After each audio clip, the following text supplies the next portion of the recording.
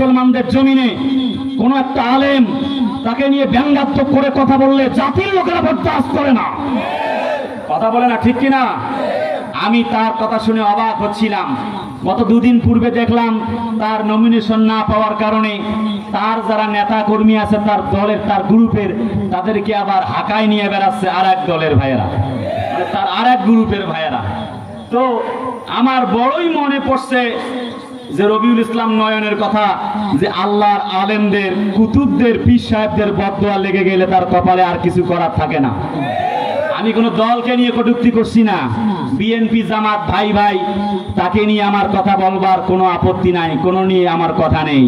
তবে আমার কথা হচ্ছে রবিউল ইসলাম নয়ন সাহেব, আপনাকে বলছি এখনো চরমনের পীর সাহেব হুজুর বেঁচে আছে, ক্ষমা চেয়ে নাও।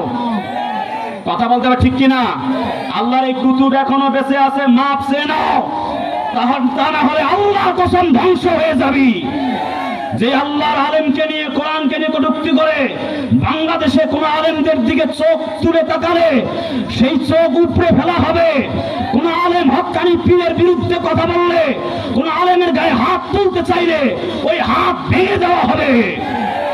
এই 90% মুসলমানদের জমিনে ইসলামওয়ালা মুসলমান আলেম হক্কানি পীর মাশায়েখদেরকে নিয়ে কিছু কথা বললে বাংলার মুসলমানেরা তা বরদাস্ত করবে না, করবে না।